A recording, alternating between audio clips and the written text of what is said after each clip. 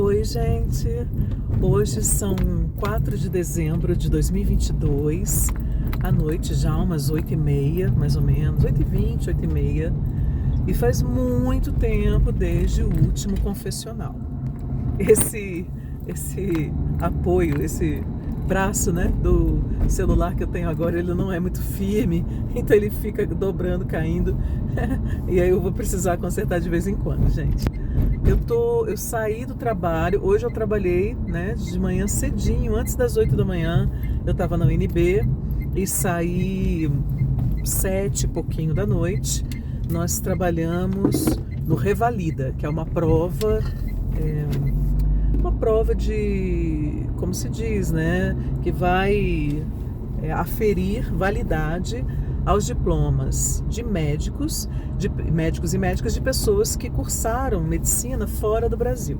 Então nós temos candidatas, tanto brasileiros, né, quanto estrangeiros que fazem essa prova. Então não posso falar sobre a prova, isso é sigiloso. Só contando então que eu saí há pouco tempo, daí fui aproveitar e jantar, porque bastante tempo, né, lá, assim. E tem um restaurante natural perto da UNB, aí eu fui lá, né, e jantei. E eu tava tão cansada que eu fiquei quase 1 hora depois de jantar sentada, assim, vendo as mensagens de WhatsApp, porque nós ficamos sem o celular todo o tempo, né? Então aí foi atualizando. Mas eu fiquei ali vendo as mensagens de puro cansaço, porque eu não estava ainda em condições de pegar o carro e vir para casa. E aí eu dirigindo, né? Aí de novo, né? Me dei conta de que eu tenho essa atividade mental muito intensa, assim, muito. Tem um diálogo interno incessante e muito angustiante a maior parte das vezes, assim, muita autocobrança, muita culpa, né? É porque não devia ter feito, não podia ter feito. Quando em realidade, né, gente, a coisa funciona assim. Está feito, acabou, né? A vida, o que importa é o agora e o daqui para frente, porque o que passou, não tem como a gente corrigir. O que é possível é a gente aprender, né, com as lições de cada situação, né, de cada evento e procurar errar menos a cada vez, né? E aí eu tava, pensando nisso, né? O quanto eu me sentia perdida, né? Quanto eu era confusa, atabalhoada, caótica, né? Há tempos passados, assim. E eu, de novo, né? Sempre essa questão, quer dizer, as primeiras décadas em que eu saí de casa, que eu fui viver, né? Trabalhar, me sustentar e tal, e eu saí de casa com 17 anos, mas as primeiras décadas eu era muito ainda uma pessoa assim, com muitas questões complexas, profundas, muito ferida, né? Com muitas neuroses, muitas formas de defesa que havia desenvolvido, que também geravam um grande sofrimento, né? Então pelo menos as 2 primeiras décadas, né, desse momento já fora de casa e tal, dessa vida adulta, como você é uma jovem adulta, eu estava me debatendo, né, com os traumas, com as feridas, que ainda não se encontravam num nível consciente, tendo como principal desencadeador a mãe narcísica e violenta, né? Mas também a família difícil, né? Complicada, a partir dessa mãe narcísica que desagregou tudo e todes, e, enfim, uma confusão, né? E hoje, passados tantos anos, né? Eu consigo, por exemplo, compreender alienação parental, né, que aconteceu. A gente fala muito de alienação parental pensando assim, a mãe que fica com o filho e não deixa o filho ver o pai ou fica falando mal do pai. Mas essa é uma alienação parental possível, né? Nem sempre verdadeira, porque, né, nós sabemos que muitas mulheres são acusadas disso por homens que em verdade são estupradores, são agressores, né?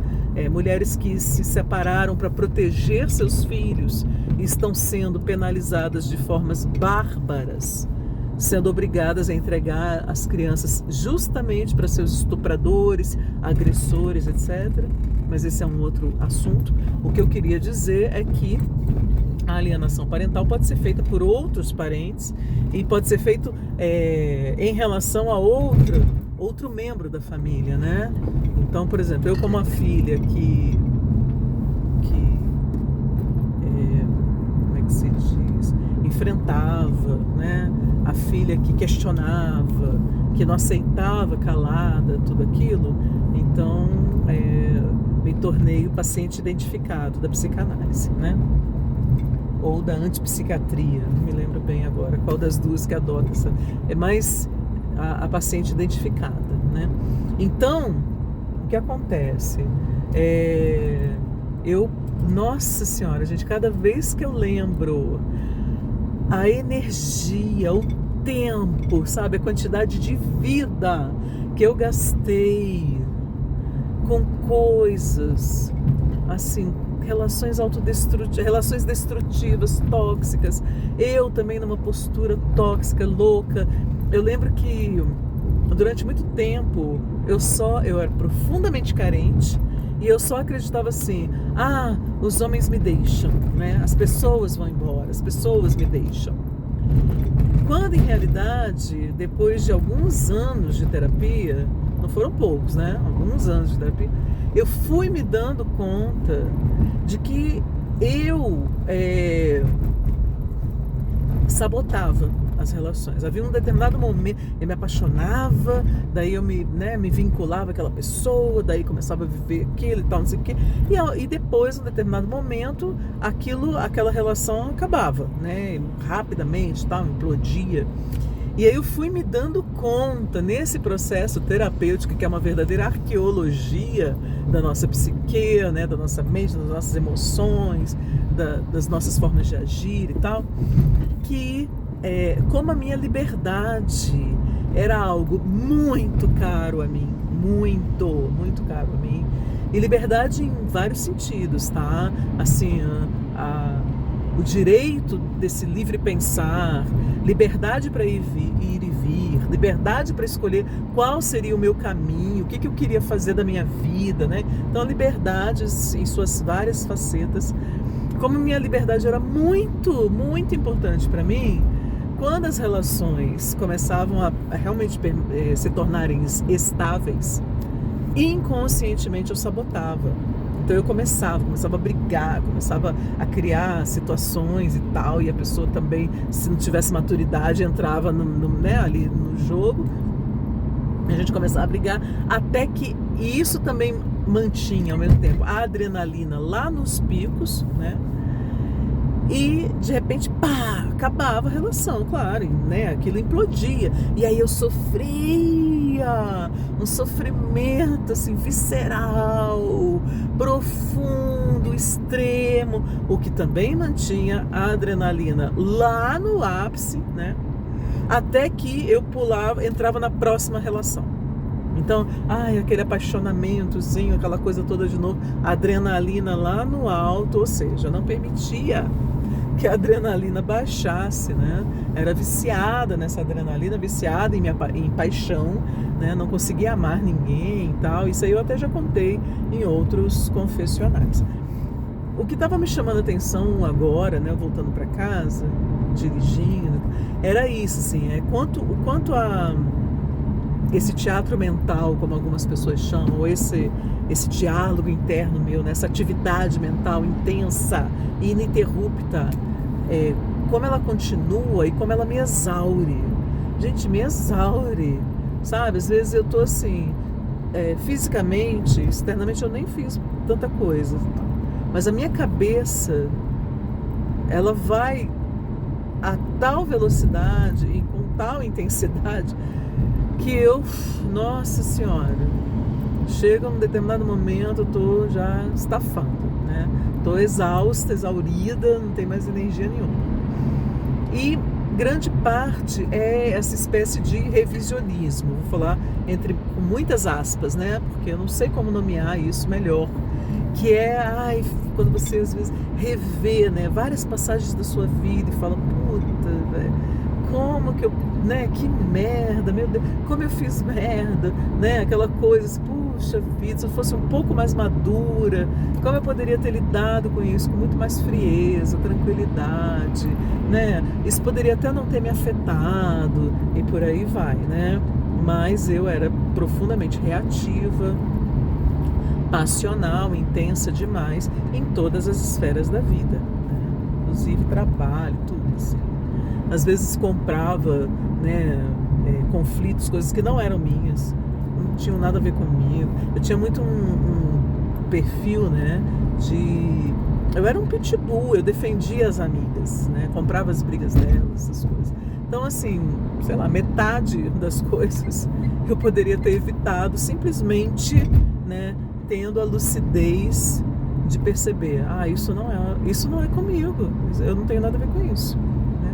E não foi uma escolha minha, essa minha amiga optou por entrar nessa confusão e eu não posso fazer nada, não, né? Não tenho nada a declarar sobre isso e me afastar, né? Mas não, eu acabava entrando nas várias confusões. E aí, gente, também a ironia, né? Porque quando você amadurece, por exemplo, hoje eu tô com 51 anos e desde a minha última separação, que foi em 2010, então eu tô há 12 anos só, né? E não é só, tadinha de mim, não, foi uma escolha, porque eu fiz uma promessa a mim mesma que eu ficaria sozinha até me curar. Não me curei totalmente, né? Óbvio, nem sei se isso existe. Mas, nossa, nesses 12 anos aí fazendo terapia, né, permanecendo, fazendo esse trabalho ininterruptamente, também buscando, né, outros caminhos, outros vieses e tal. E o próprio amadurecimento que vem com a idade também, né? Então, por exemplo, quando eu fiz essa promessa de ficar só, a questão afetivo-sexual saiu do primeiro plano, né? Ela foi, né, por força dessa minha promessa, inclusive, ela foi deixada de lado. Não nos primeiríssimos anos, porque como hoje eu relembrei, porque eu encontrei uma colega da época da graduação, minha contemporânea, que conheceu meu ex-marido, meu último ex-marido, na adolescência. E aí, ela me contando coisas, né, sobre o que tinha acontecido na vida dele, que até eu, que fui casada com ele 3 anos, não sabia. Aí eu falei, tá, então isso me fez relembrar algumas coisas, eu contando pra ela também. E aí eu falei, olha, os 2 primeiros anos, nossa, eu no luto, né, porque eu me separei apaixonada, tava apaixonada. E foi o primeiro cara que eu amei conscientemente, porque eu já sabia, né, graças à terapia também, que eu nunca tinha amado. Ou que eu não me permitia amar, eu só me apaixonava. E em verdade, depois até me corrigi, até pra ela, eu hoje percebo que ele não foi o único homem que eu amei. O meu primeiro namorado, que foi o Luiz Mário, enfim, foi o primeiro homem que eu amei. E eu deveria ter me casado com ele. Não fosse esse preconceito idiota dos pais que separam os filhos, vocês são muito novos. Mas podia deixar a gente namorando, entendeu? E a gente continuar namorando até ir pra faculdade, essas coisas. E talvez a gente até terminasse. Mas por causa do tempo, do desgaste da relação, qualquer coisa. Mas não porque os nossos pais interferiram e separaram a gente, que foi o que aconteceu. E eu acho que isso também contribuiu para tornar enferma, né, a minha capacidade, né, de estabelecer um vínculo e de amar alguém depois dessa experiência, desse primeiro namorado. Eu realmente, né, fui descobrir depois dos 30 que eu não amava e que eu era porque eu era só viciada na adrenalina, então eu me apaixonava e, né, depois vivia aquele processo que eu já descrevi aqui. Então, esse meu ex-marido foi a primeira pessoa que, após essa tomada de consciência, eu tomei a decisão, né, também, né? Quando eu vi que a paixão estava arrefecendo, eu tomei a decisão. Falei, não, Sheila, você nunca ama ninguém. Eu vou ficar. Eu não vou, dessa vez eu não vou repetir o padrão. Eu não vou, né, estragar tudo também, ou contribuir com ele, porque ele também não era flor que se cheirasse, ele era terrível, era um cara tóxico, era um cara, né, opressor, machista. Como eu já disse, né, eu tenho certeza que psicopata, porque não se importa com ninguém genuinamente. Mas aí eu fiquei, então, continuei ao lado dele e realmente vim a amá-lo. Separei, então, amando esse cara, né? Aí passei os 2 primeiros anos no luto, assim, uma dor que no fundo da alma, né? Assim, completamente despedaçada, completamente perdida, um luto, uma dor. Aí depois do 3º ano, no limbo, né? Porque é quando você não sente mais falta daquela pessoa, não tá mais apaixonada, nem amando, não sofre mais por ela, mas tá morta-viva. Porque assim, a vida tá cinza, você enxerga tudo cinza, não tem libido, inclusive como energia, né, para viver, vontade de fazer coisas, disposição, disponibilidade. Não, assim, você tá vivendo que nem um autômato, né, que nem um zumbi. Ninguém te interessa, ninguém te chama atenção, você não consegue sentir entusiasmo com nada, nem com ninguém, nem com nada, nem porra nenhuma. Então assim, eu vivi mais esse 1 ano no limbo e depois eu fui muito lentamente despertando, né, me libertando disso. Mesmo assim, quando né, já tinha voltado a uma situação, uma condição mais normal e tal. Um namoricozinho que se apresentou, né, uma possibilidade, foi uma merda, porque o cara não durou nada, né, por isso que eu digo namorico, porque o cara, apesar de ser mais velho, da minha idade também tal, profundamente imaturo, neurótico, machista, parasita, aproveitador e manipulador, e né, também tentando lançar a mão daquele artifício de te deixar insegura para poder te controlar. Só que eu, depois de tudo que eu já tinha passado, né, quando começou eu já saquei, falei, então o que muda muito, né, esse amadurecimento, gente, olha, e eu falar por mim, né, eu acredito com todas as minhas forças e com todos os poros, que a terapia tem um papel fundamental nisso também, porque claro que eu poderia ter amadurecido só com a passagem do tempo, mas até eu chegar a determinadas respostas, a determinadas compreensões, eu desfazer certos nós, certas teias, né, emaranhados que a própria vivência vai tecendo, né, e tudo, dispositivos, gatilhos, padrões que a gente desenvolve de comportamento, defesas neuróticas, etc. e tal, eu sozinha não ia conseguir, gente, não ia, entendeu? E aí o que acontece? Você pode até amadurecer em alguns aspectos e tal, e continuar cometendo os mesmos erros em muitos outros, né, ad infinitum. Então, o sofrimento que não acaba. Imagina, eu tô esse tempo todo, né, fazendo terapia. Eu faço terapia há mais de 30 anos. Eu há 12 anos estou só. Eu comecei a perceber, aliás, eu radicalizei, né, eu verticalizei na investigação e no trabalho terapêutico, né, nessa busca e tal, no trabalho de mim mesma. Melhorei muita coisa, entendi muita coisa. E até hoje, assim, eu percebo quanto eu sou vulnerável, tanto que eu não consigo. Aí a questão, né, recentemente, Sheila, mas então, É porque no relacionamento é que a gente cresce mais. Não é sozinho. Então, quando você está sozinho, tá tudo bem, solitude, muito bom viver só, não sei o quê, importante, necessário, né, imprescindível, mas é quando nós estamos em relação que nós somos postos à prova e que nós verdadeiramente, né, também saímos das nossas zonas de conforto e temos oportunidades, né, de amadurecer mais.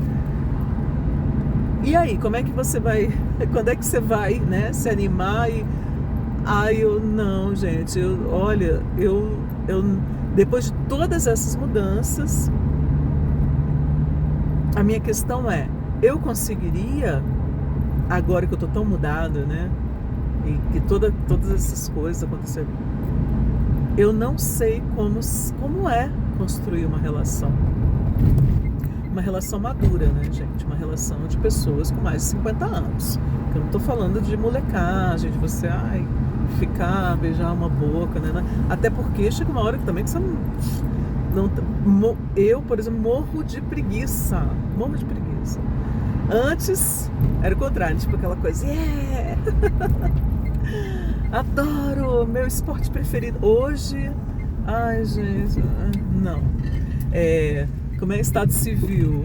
Qualquer um, não. Qualquer pessoa, não. Porque, realmente. Mas ao mesmo tempo, eu penso, né? Eu sinto, eu fico refletindo e às vezes chego à conclusão, Sheila, acho que não dá, né? Eu acho que seria interessante, eu acho que você também está enrijecendo, né? Como pessoa, assim, você vai ficando ali, né? Tudo é muito a ferro e fogo, tudo é muito... Claro, né? Também eu tô numa situação confortável. Minha filha é adulta, já tem quase 30 anos. Tenho uma neta, mas elas moram longe de mim. Então eu não convivo ali, né? Com aquela demanda da criança, aquele desenvolvimento da criança. Não convivo, né? De perto, muito de longe. E sem um parceiro, sem grandes convivências próximas.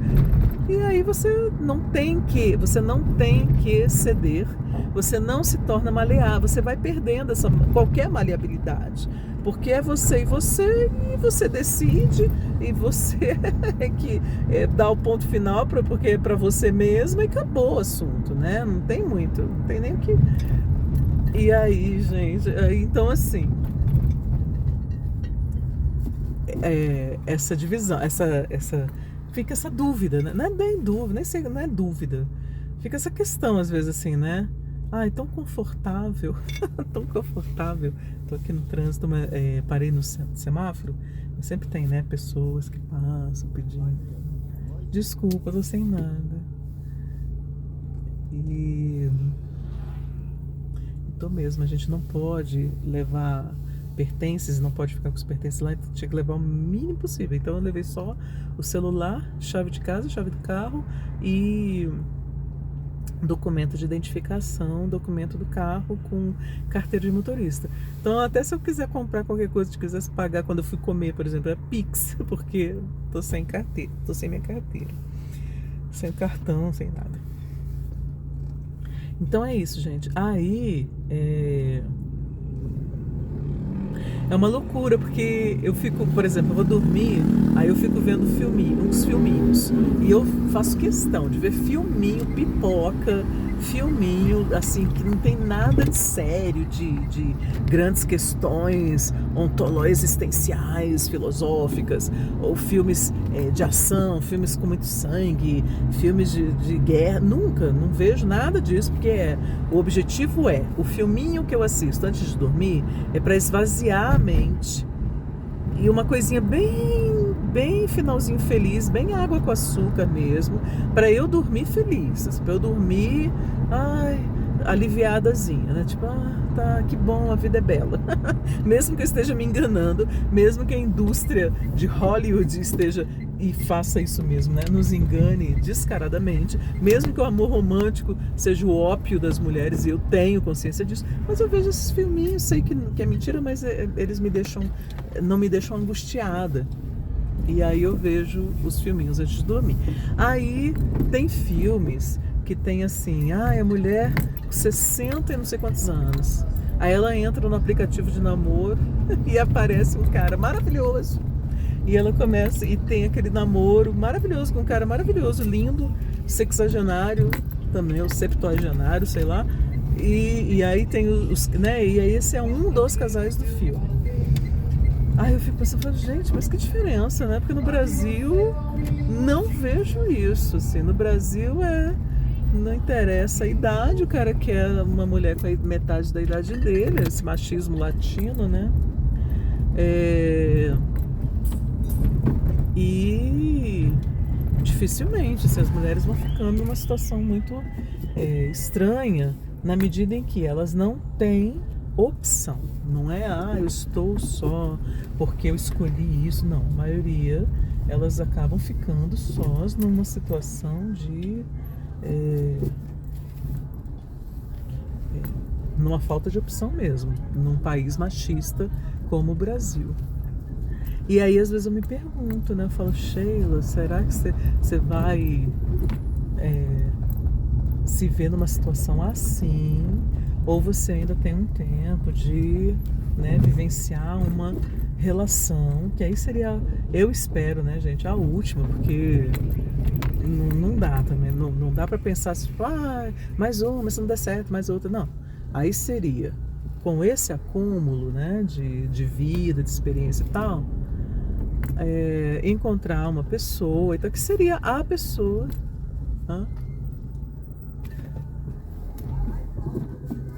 Ah, tá. Não, eu vou entrar assim. Ah, você vai sair pra cá, né? Tá. Muito grata.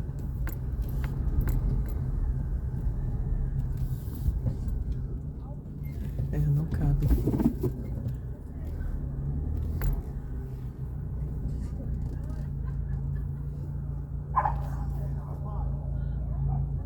Ai, gente, desculpa. E aí, olha só como eu tô minha cabeça, esqueci que eu tava fazendo vídeo. Vou terminar. E aí seria encontrar a pessoa para envelhecer junto, né? Para envelhecer junto, assim. Tipo, nem é uma relação de paixão e não sei o quê.